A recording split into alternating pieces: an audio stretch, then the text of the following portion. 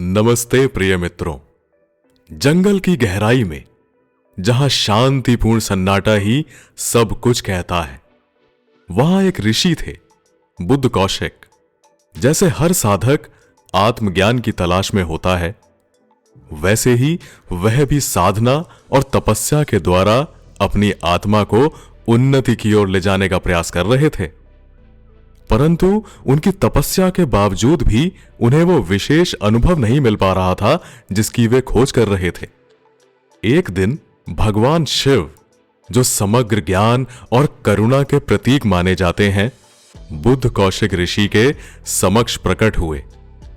भगवान शिव ने उन्हें एक गहरी बात बताई। तुम्हारी आत्मा की शक्ति तुम्हारी आस्था में है। अगर तुम श्री राम का नाम सच्चे मन से लो तो तुम हर चुनौती से पार पा सकोगे। बुद्ध कौशिक ऋषि को यह बात सुनकर थोड़ा संदेह हुआ। क्या सच में राम का नाम इतना शक्तिशाली हो सकता है? भगवान शिव के इस आशीर्वाद के बाद ऋषि ने श्री राम का नाम जाप शुरू किया।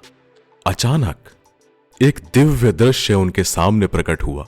श्री राम स्वयं उनके सामने प्रकट हुए और उनके साथ ही एक अनमोल आभा जो शांति और सुरक्षा का प्रतीक थी।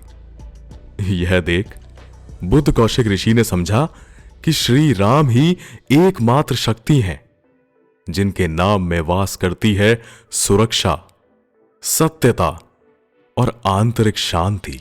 इस दिव्य दर्शन से प्रेरित होकर बुद्ध कौशिक ऋषि ने राम रक्षा स्तोत्र की रचना की, जो न केवल उन्हें बल्कि संपूर्ण संसार को श्री राम के आशीर्वाद और सुरक्षा के लिए एक मंत्र के रूप में दिया। इस कथा का संदेश बहुत गहरा है। सच्ची शक्ति केवल हमारी कठिनाई में नहीं, बल्कि हमारे विश्वास और आस्था में होती है। जैसे बुद्ध कौशिक ऋषि ने श्री राम पर विश्वास किया और उनकी शक्ति को महसूस किया, वैसे ही हम भी अपने जीवन में आस्था और समर्पण के साथ आगे बढ़ सकते हैं। तो यह आपके लिए एक संदेश है। जब भी जीवन में कोई कठिनाई आए, रुको, सोचो और खुद से पूछो कि आप क्या विश्वास करते हैं। कभी कभी हमें विश्वास करना होता है कि हमारे जीवन में जो हो रहा है वह एक बड़े उद्देश्य का हिस्सा है। ठीक वैसे ही जैसे बुद्ध कौशिक ऋषि ने राम का नाम जपते हुए शांति पाई, हम भी आस्था और विश्वास के साथ अपनी परेशानियों को हल कर सकते हैं।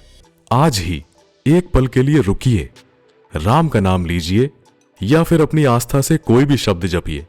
यह ध्यान रखिए कि शांति और सुरक्षा आपके भीतर पहले से ही मौजूद है।